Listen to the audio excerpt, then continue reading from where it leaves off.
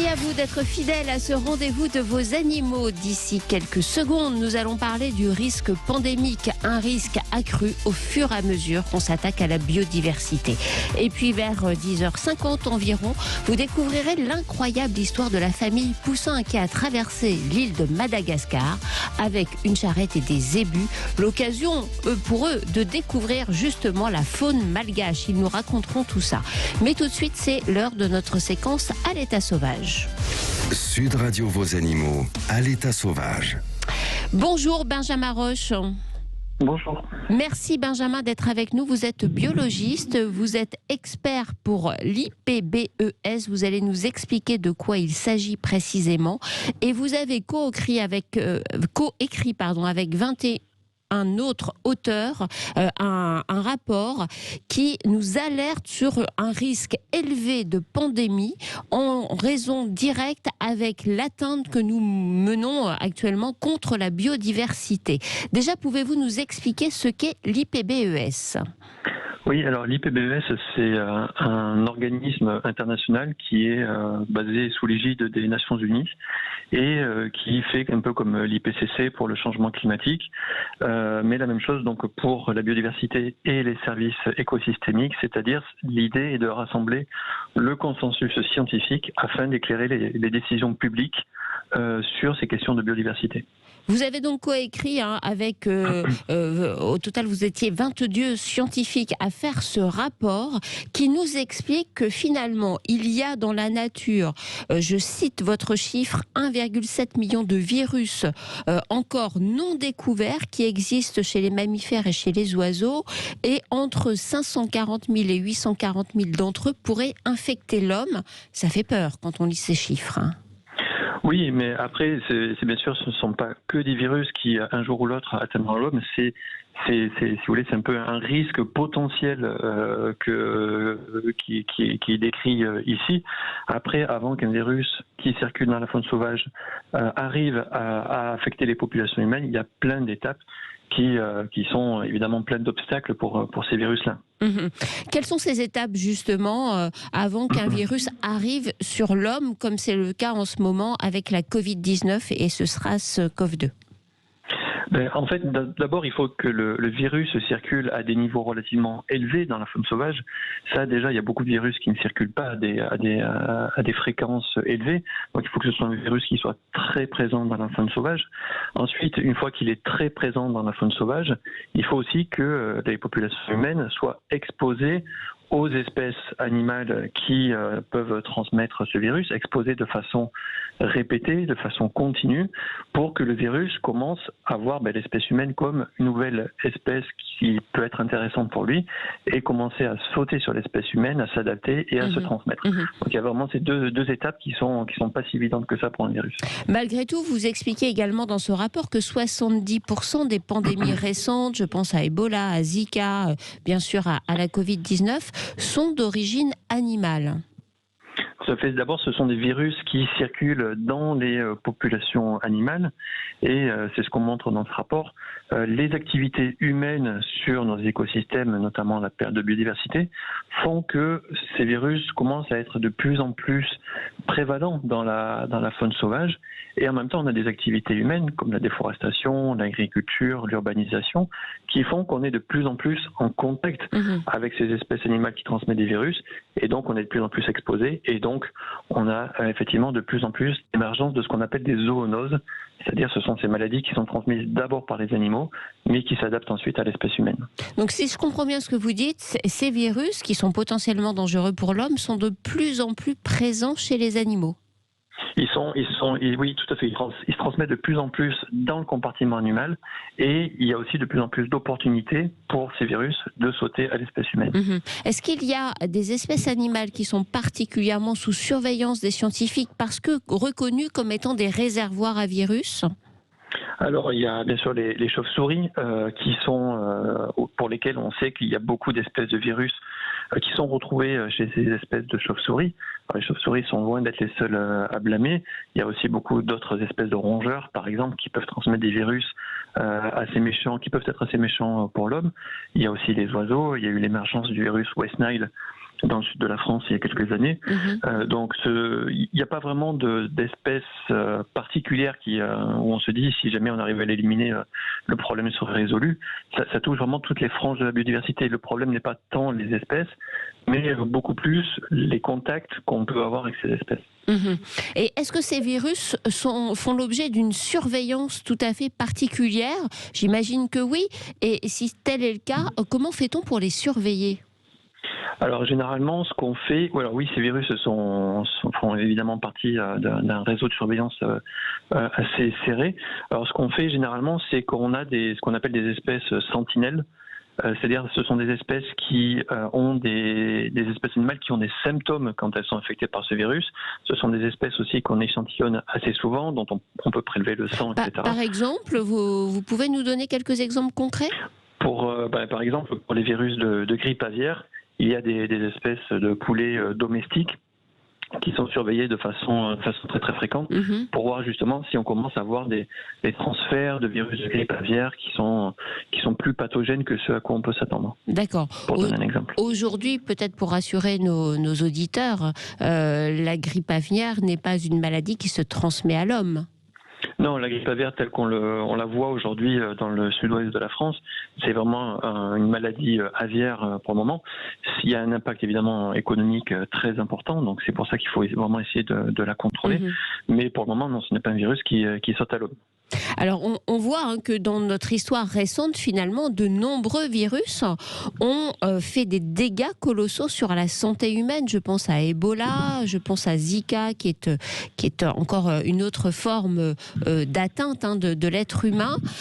Vous pouvez nous expliquer finalement l'origine de ces maladies qu'on connaît peut-être pas très bien en France? Oui, alors par exemple, Ebola, c'est un virus qui circule principalement chez les chauves-souris. Ça circule de façon assez silencieuse chez les chauves-souris. Et puis, donc c'est principalement en Afrique centrale. Et puis, via les différentes activités économiques, la déforestation, etc., les populations de chauves-souris ont tendance à se déplacer, à se rapprocher de plus en plus des habitations humaines. Et donc, les humains, qui pour eux, ce virus n'est pas du tout silencieux. Quand un humain est infecté par Ebola, il y a des symptômes absolument dramatiques. Il y a plus de 50% de mortalité. Donc, ce virus, en fait, il circule principalement de façon silencieuse chez les chauves-souris. Et les activités humaines font que les populations de chauves-souris se retrouvent en contact, justement, avec les populations humaines. Mais c'est un exemple de zoonose. Alors, Ebola, c'est une zoonose qui apparaît de façon assez sporadique. On a des épidémies, des fois, tous les 2, 5, 10, 15 ans. C'est quelque chose de très, très aléatoire. Et quand ça explose, on a une épidémie qui est relativement courte, mais avec une mortalité très, très forte. Il y a d'autres exemples de zoonoses. Le VIH, par exemple, qui donne le sida. Au départ, c'est une zoonose. C'est un virus qui est dérivé d'un virus de singe qui s'est adapté à l'espèce humaine et qui s'est propagé dans les populations humaines depuis probablement la moitié du XXe siècle. Comment explique-t-on que certains virus surviennent d'un seul coup et puis après on a l'impression qu'ils disparaissent et puis ils réapparaissent, on ne sait pas forcément trop comment. Quel est votre éclairage par rapport à ça ? C'est des choses qu'on sait encore mal. Par exemple, pour le cas d'Ebola, on suppose que c'est un virus qui circule de façon assez silencieuse. On pense à chaque fois arriver à contrôler l'épidémie, mais en fait, le virus ne circule pas que chez les populations humaines, loin de là. Il y a tout ce qu'on appelle un cycle enzootique, c'est-à-dire que le virus circule chez les populations animales. Et en fait, on va avoir une épidémie quand on va avoir, à un moment donné, pour une raison complètement qui peut être futile, quand on va commencer à avoir des contacts plus fréquents, plus répétés, avec ces populations animales qui sont infectées. Donc c'est vraiment un concours de circonstances pour ces virus qui émergent, qui explosent et puis qui disparaissent. Après, il y a beaucoup de virus, évidemment, il y en a quelques-uns qui ont persisté dans la population humaine. On va prendre tout de suite un auditeur de Sud Radio qui souhaitait s'exprimer sur ce sujet. Bonjour Bruno.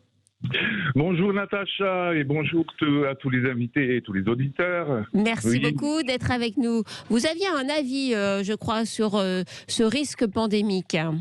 Oui, j'ai un avis et puis qui nous concerne tous un petit peu. Mais tout d'abord, j'aimerais revenir juste sur une chose que le monsieur dont j'ai oublié le prénom, Benjamin, le spécialiste. qui a l'air de connaître. Seulement, il parle beaucoup des chauves-souris et tout, et puis ça pourrait faire peur. On pourrait avoir peur des chauves-souris. Alors qu'il ne faut pas oublier que les chauves-souris, justement, c'est notre bouclier. S'il n'y avait pas eux qui réceptionnaient un peu tout ce qui traîne, eh ben, ça serait directement chez nous les réceptionnaires, quoi. Enfin, si vous comprenez ce que je veux dire. Oui, on comprend bien que vous décrivez les chauves-souris comme des sortes de boucliers, pas simplement comme des réservoirs à virus. Voilà, je veux dire, c'est parce qu'il y en a qui se sont mis à haïr les chauves-souris, à vouloir les détruire dans certains. Oui, je crois que c'était déjà bien avant l'émergence de ces virus et la connaissance que l'on peut avoir de ces virus. Voilà, et puis peut-être que... Enfin, moi, je les aime, les chauves-souris, c'est ça que je voudrais dire. Il ne faut pas en avoir peur, quoi. Oui. Voilà. Alors, on va justement laisser Benjamin Roche réagir par rapport à ça. Benjamin, vous l'avez dit, ça ne sert à rien de jeter en fait notre dévolu et de blâmer la faune sauvage, notamment les chauves-souris, et d'imaginer qu'il suffirait d'éradiquer ces espèces pour se débarrasser du problème. Tout à fait. C'est d'ailleurs dans ce rapport des Nations Unies qu'on a écrit, on savait que c'était un risque d'avoir une certaine stigmatisation des chauves-souris, entre guillemets. Et donc on a vraiment aussi écrit toute une partie là-dessus pour bien montrer que les chauves-souris, c'est juste la partie visible. Si jamais, par exemple, demain on éliminait les chauves-souris, les virus trouveraient d'autres moyens de transmission et le problème ne serait pas du tout résolu pour autant. D'autant plus que les chauves-souris ce sont des espèces qui sont vraiment ce qu'on appelle des ingénieurs de l'écosystème, c'est-à-dire que c'est des garants aussi de la biodiversité. Si demain on éliminait les chauves-souris, on aurait une biodiversité qui serait moindre, parce que ce sont des espèces qui sont un peu centrales dans les réseaux trophiques. Si jamais on éliminait les chauves-souris, on a une biodiversité plus faible et donc une augmentation de la transmission de ces microbes. Donc éliminer les chauves-souris, évidemment, n'est pas du tout une bonne idée. Vous êtes rassuré, Bruno ? Il a vraiment très bien dit tout ce que je ne sais pas dire, justement. Mais si, on a très bien compris votre message, Bruno. Rassurez-vous, on vous embrasse. Merci beaucoup d'avoir appelé le standard de Sud Radio. Donc, Benjamin Roche, on a bien compris, ça ne sert à rien de s'exciter sur les chauves-souris. Ce n'est pas la solution au problème. Mais alors, quelle est la solution à ce risque accru de pandémie et cette accélération possible des pandémies dans les années à venir ? On sait, on a analysé au sein de ce rapport près de 700 références scientifiques. Ça a été un travail où on a impliqué des centaines de chercheurs pendant des mois. Et donc il y a vraiment un consensus clair que l'émergence de plus en plus fréquente des pandémies sont dues aux activités humaines sur les écosystèmes. Donc il faut arriver à limiter au maximum ces activités humaines et arriver aussi à développer des systèmes de surveillance en amont beaucoup plus efficaces. Jusqu'à maintenant, quand on essayait de comprendre comment on pouvait contrôler une pandémie, on se plaçait dans le contexte où on avait une pandémie qui était là et on essayait juste, dans la population humaine, on essayait de voir comment la contrôler. Là, on voit avec le SARS-CoV-2 que ce n'est pas quelque chose qui est possible, même qui est souhaitable. On voit à quel point c'est difficile. Voilà, donc il faut vraiment essayer d'arriver en amont, de prévenir justement l'émergence de ces pandémies, plutôt que d'essayer de les contrôler une fois qu'elles sont là. Donc, et ça, si on essaie de synthétiser, quels sont les champs d'action ? J'imagine lutter contre la déforestation. Alors voilà, il y a effectivement tout ce qui est ce qu'on appelle les activités à haut risque pandémique, donc tout ce qui va faire qu'on va perdre de la biodiversité ou qu'on va se retrouver en contact de plus en plus fréquent avec la faune sauvage. Donc l'idée, c'est évidemment que ce soit des solutions qui soient basées sur le long terme, donc il faut que ce soit des solutions durables, donc que ce soit des solutions aussi qui soient équitables pour les populations locales qui vivent de l'exploitation de la biodiversité. Donc il faut arriver vraiment à concevoir des stratégies qui allient protection de l'environnement, activité économique des populations humaines locales, afin de réduire de la façon la plus efficace possible le risque d'émergence pandémique. Et j'imagine que finalement le coût, l'investissement financier de ces mesures de lutte sera peut-être moindre que ce qu'on est obligé de faire en ce moment avec des résultats qui sont ceux qu'on connaît. Tout à fait. Là, il y a une étude, justement un peu avant notre rapport, qui a montré que si vraiment on essayait de développer une stratégie de prévention des pandémies en investissant dans la recherche, en investissant dans la protection environnementale, etc. Ça coûterait entre 15 et 18 milliards d'euros par an à la communauté internationale. Là, le coût de la pandémie de la Covid-19 aujourd'hui se chiffre en milliers de milliards. Et on n'est pas d'euros, et on n'est pas au bout. Donc le retour sur investissement, il est très clairement en faveur de stratégies de prévention. Eh bien, merci beaucoup Benjamin Roche pour l'ensemble de ces explications. Et les experts et décideurs de la planète seront réunis virtuellement le 11 janvier pour le One Planet Summit. Ce sera l'occasion pour eux de parler de ce sujet de l'émergence des nouveaux virus et du risque pandémique. Donc vraiment un sujet qui est plus que jamais au cœur de l'actualité, qu'il serait bon de prendre à bras le corps, peut-être avec une vision un petit peu plus différente, parce que la lutte pour préserver la biodiversité, la lutte contre le changement climatique et la lutte pour une meilleure santé humaine, tout ça n'est qu'un seul combat. Allez, on marque une courte pause et on se retrouve dans quelques minutes avec un magnifique voyage au travers de l'île de Madagascar.